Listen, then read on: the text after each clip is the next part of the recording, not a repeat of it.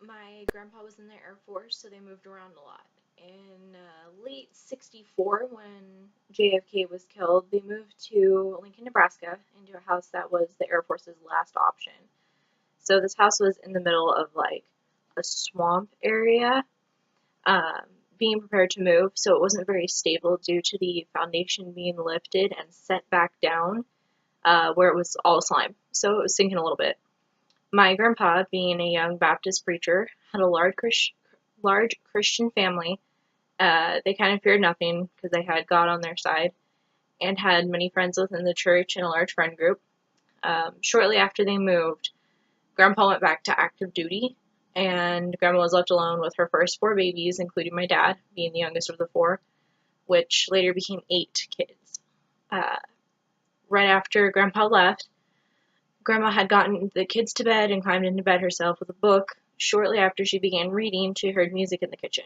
Wondering what it was, she got out of bed and went down to the hall, into the kitchen. The closer she got, she realized it was like big band music playing, kind of like jazz or whatever.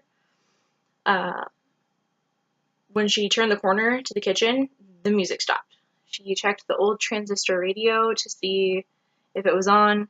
Nothing. Thinking of it, she kind of goes back to bed a little startled and settles in. Almost immediately after she gets settled, the music starts again. And she's starting to get a little freaked out. So, starting to get a little scared, she grabs my grandpa's old nickel-plated .38 pistol. And I don't know if you've ever seen a .38, but it's like a handheld that actually uses almost like shotgun shells. So it's definitely something you don't want to get hit with. Uh, she heads back to the kitchen, and the music is like louder than it was. The closer she gets, she can hear like dishes rattling and cabinets kind of like being opened and closed again. So when she gets closer, she kind of like turns the corner expecting it to stop, and it did. Wanting to know what the hell was happening, she storms into the kitchen because she was kind of like positioned around the corner, and all the cupboard doors were open, and the dishes were like messed around, and now she was like super scared and becoming really nervous and like fearing for the safety of her kids.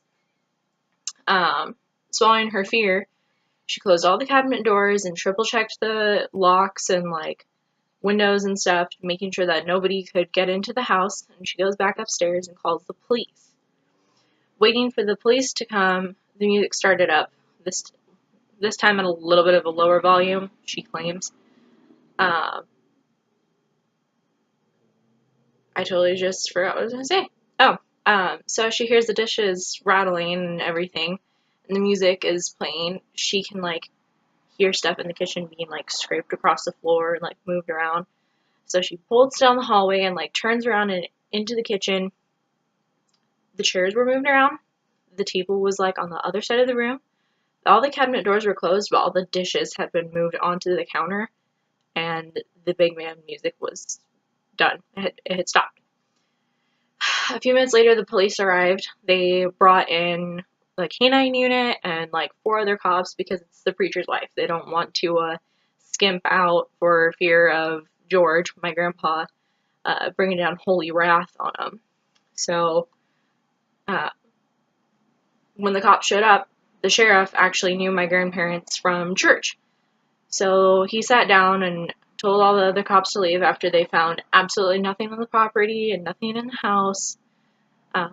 They sat down and read and prayed and listened to the Bible and everything, and cop had to leave eventually. So when the cop left, Grandma goes back to bed and grabbed all 4 of her kids, and sorry, my window's open, and brings them back into bed with her just to make sure that they're safe and she's keeping an eye on them. And as they all start going to sleep and everything, her door slammed shut completely on its own accord, and she was like, there was no breezes, no windows open, nothing. So she dropped down to her knees and calmed her babies and started praying, and she actually ended up praying until she fell asleep on the edge of her bed. Grandpa says that they couldn't do anything because he was the preacher and in the Air Force, so they weren't making a ton of money.